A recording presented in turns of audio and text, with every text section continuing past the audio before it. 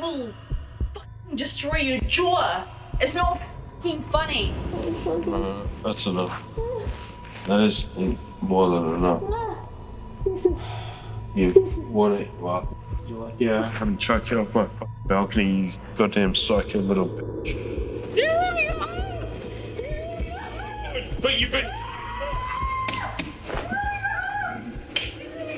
When Warriena Wright swiped right to Gable Tostee's profile on Tinder, she didn't know he was a compulsive predator. He'd slept with 180 women in the last couple of years and had kept detailed journals and recorded all his dates. He'd also done things so heinous they can hardly be described here. Some of his dates were left with lifelong trauma and resentment as the law did not work in their favor. What Tostee did not know, however, was that by recording his date with Warriena, he would be starting a long investigation that would expose him for who he really was. What started as a one-night stand ended with a drunken fight, words that could not be taken back, and a fateful moment that ended Warriena's life and put Gable in jail. What led to the boiling point? What really happened that night? And how did Tostee escape justice after all? This is the full story of Gable Tostee and Warriena Wright.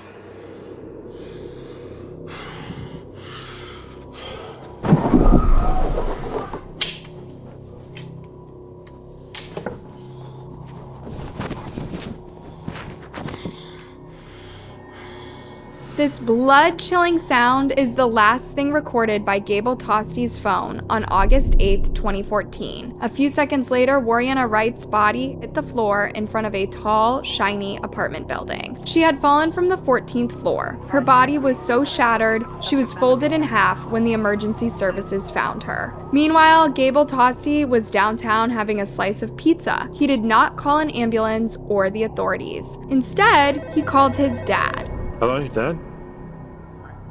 I might have a bit of a situation. While Gable Tostee's dad would help his son stay out of jail for as long as possible, Warriena's family was called with the most devastating kind of news. Their beloved daughter and sister lost her life in a short but brutal moment, without a chance to say goodbye or explain what was going on. She was in a different country with a stranger, all alone and afraid. A few moments later, Warriena's father, Warren, would say this about Gable Tostee: "Please charge him with the right thing. False imprisonment resulting in death. I don't know what this charge is in Australia, but that is what he is guilty of. That and being an arrogant son of a bitch. But I guess there's no crime against that." Warren's words are light, considering how Gable treated others all his life.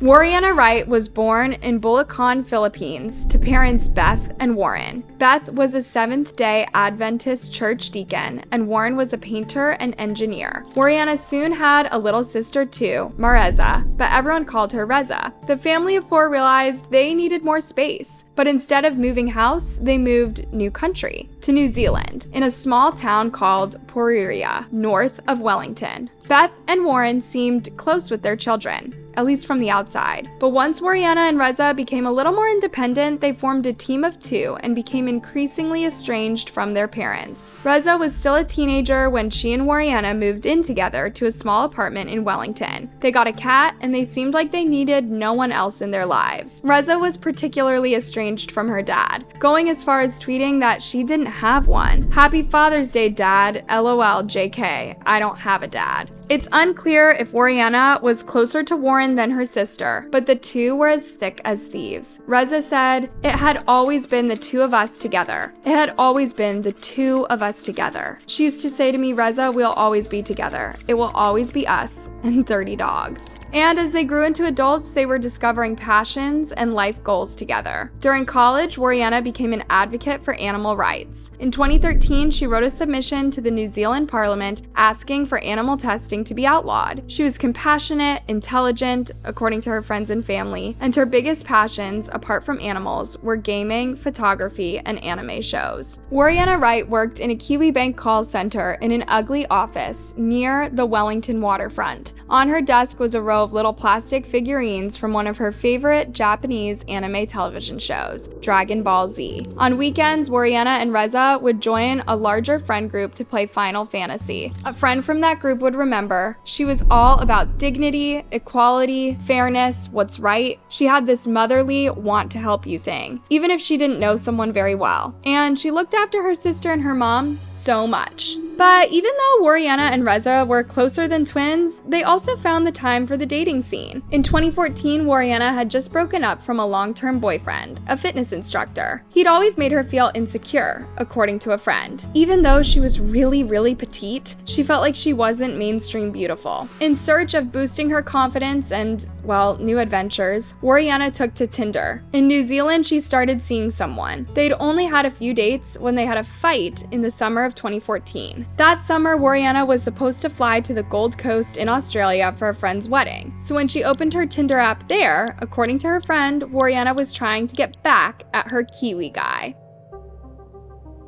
On July 29, 2014, Warriena boarded a plane to Australia. That day, she spoke to her sister one last time. Her last words to Reza were, "I love you." Warriena arrived in Surfer's Paradise to attend her friend Haley's wedding. She'd met Haley at her first job as a photographer, and they'd kept in touch over the years. Now that she was in Australia, Warriena was keeping touch with Reza, asking for photos of their cat. On August 6th, the wedding party was over, but Warriena hadn't had such a long holiday in a very long time, and she wanted to explore the Gold Coast a bit longer before she headed back home. This was going to be her longest time away from Reza, a full 2 weeks. On August 7th, Warriena went to the Dream World theme park. Then she went shopping and sightseeing with her childhood friend, Savannah. The same day, she matched with someone on Tinder, 28-year-old Gable Tostee. Of course, she wasn't looking for anything serious. If you asked her friend, she was trying to get back at her fling in New Zealand. And if you asked her sister, she just liked that he looked like one of her favorite TV characters. But there was something Warriena didn't know about Gable. Later on, Gable would be interrogated and asked about his behavior. His response was that he felt this was perfectly normal for guys his age. You know, in this day and age, I'm not sure they're really that uncommon among a lot of guys. What do you think, a lot of guys? A lot of single guys. Yeah, it's not really a surprising figure. No, it's a surprising figure. Also, audio recording your dates and writing intimate details about them on forums is not common either. In fact, it's really creepy. When he ticked his 100th woman, Gable posted online, "Ask a guy who just reached 100 girls slept with and is kinda depressed anything." When someone commented on his post, Gable explained that the 100th date was a big drop in his standards, but he wanted to get to the number and get it out of the way. It's funny he sees himself as having high standards and being worth a lot. He added that she at least had huge teddies and that he generally doesn't touch anything below a 7 out of 10. Honestly, there are no YouTube-friendly words to describe this man. When someone on the forum replied to him that guys who sleep with such big numbers of women are usually insecure and often narcissistic, Gable replied that he was simply trying to improve his confidence. You see, he never had enough friends as a kid, and he often felt alone. This only proved the other user's comment: people with narcissistic tendencies often end up portraying themselves as the best or the victim, according to the context. When he was boasting about sleeping with 1 million women and having high standards, he was the best. When he was attacked, he used the victim trope as a defense. This would not be the last time he would do so, unfortunately.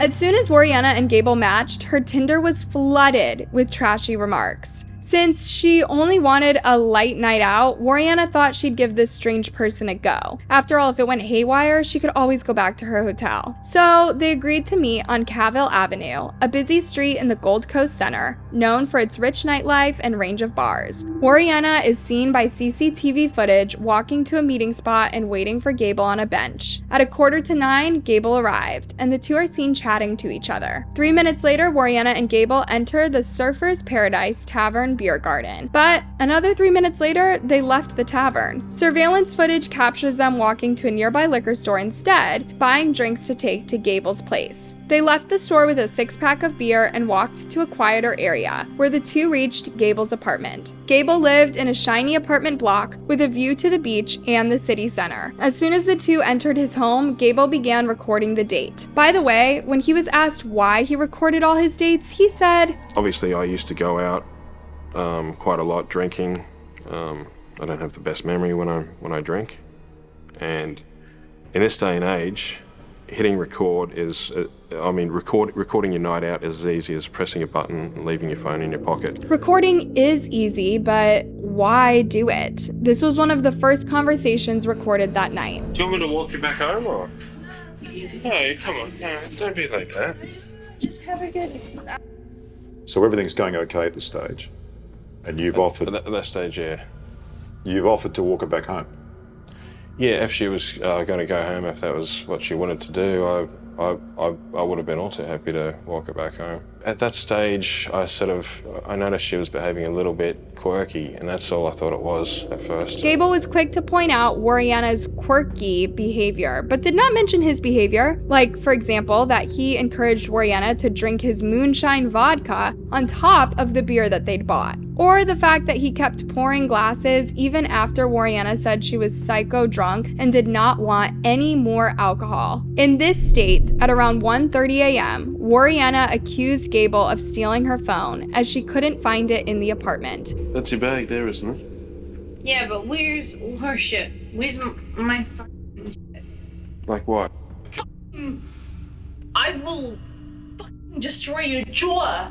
It's not fucking funny. Warriena was convinced Gable had hidden her phone for a laugh, and the more he insisted he didn't, the more aggressive she got. At one point, she found a bowl full of decorative rocks and she started throwing them at him. Oh.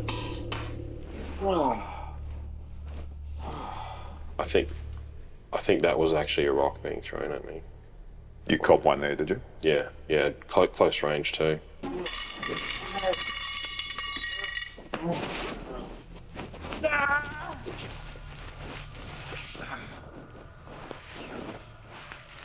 Sounds like you've tackled her there. I think we're just wrestling at the time. That's enough. That is more than enough. You want it, welcome. The night wasn't going how either of them had intended. Clearly, they were both annoyed with each other. Sadly, only Gable gets to talk about the incident today. At that point, You've decided that's enough. I've told her, you've worn out your welcome, and there's a point where I kind of pause for a minute and thought, what do I do? How do I sort this out?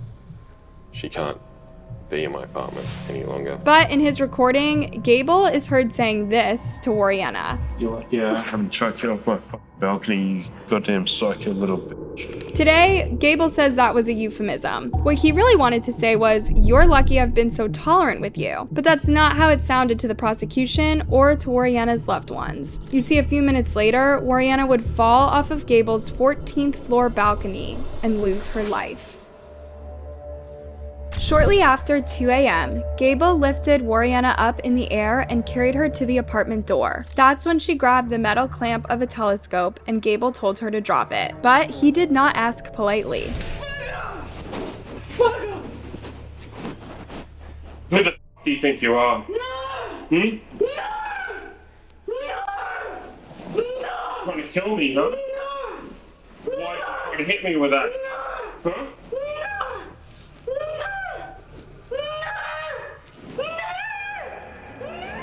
Warriena screamed no that night 33 times. She also screamed this. But you've been... Honestly, how does Gable justify this moment? And what really happened from the moment he decided he didn't want Warriena in his apartment anymore to the moment he locked her on his balcony? Why didn't he just show her the door or push her outside his apartment into the hallway? Because that's only a question that you can ask in hindsight when you have to desperately get someone away from you and separate the two of you and try and de-escalate an altercation. It doesn't come into the equation that that person is going to climb off a balcony and fall 14 floors to their death.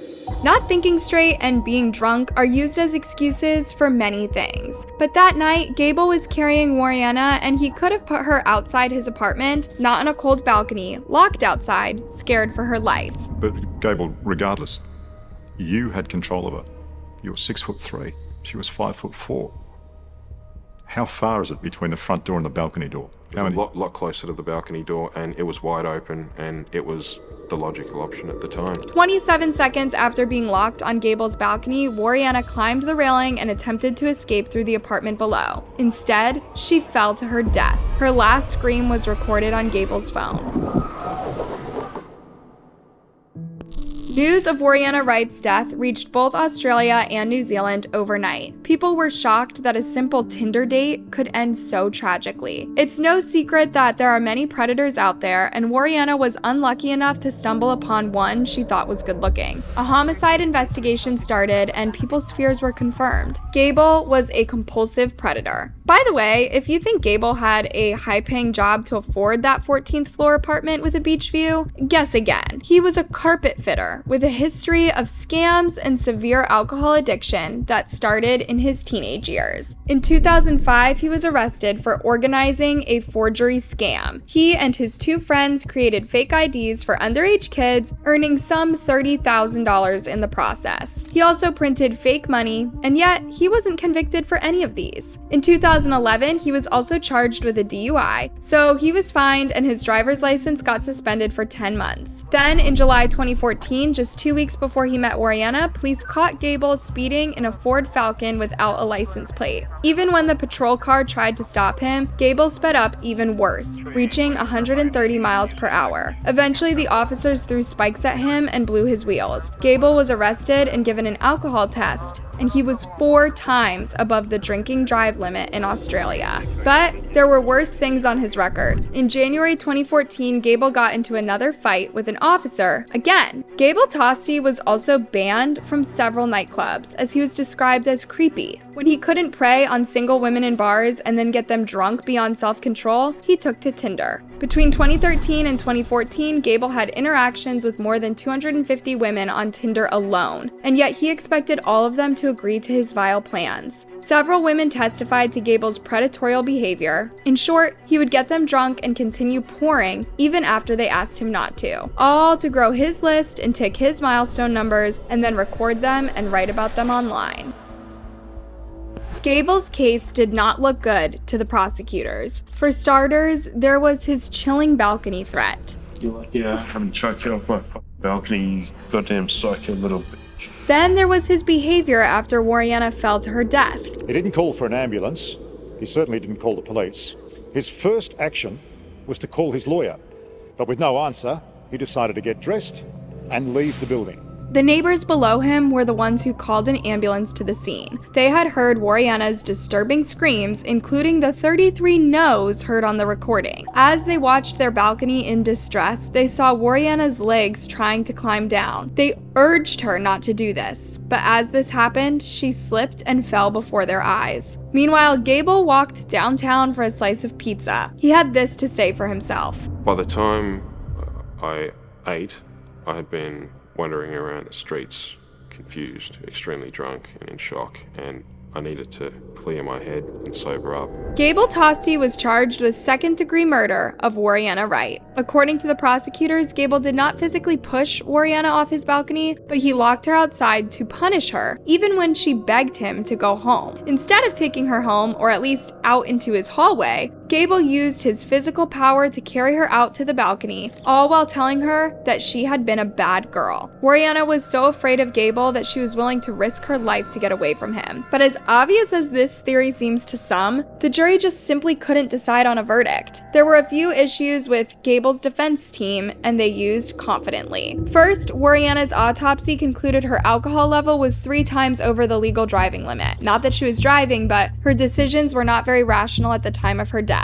Also, there were clear signs of Warriena attacking Gable on his body, and although most of the recording paints Gable as a horrible person, it also shows Warriena repeatedly taunting him, throwing rocks at him, and accusing him of potentially false things. To the shock of Warriena's grieving family, Gable Tostee was set free in 2016, and when Beth pleaded with the judge not to release the recording to the public, they did anyway. In September 2021, Gable made headlines in Australia and New Zealand again. 7 7 years after Warriena died in front of his apartment building, he dated a high school drama teacher named Sabrina Collins. She said, "I was stunned when a friend told me he was the balcony guy. And then I just thought, me being me, I'll just ask him some more questions, and get to know his side of the story." As you can imagine, Gable told a sob story where he was the victim of public harassment. It was not his fault Warriena had jumped, he said, and he hated how people picked on him for getting pizza that night. He was in a state of shock.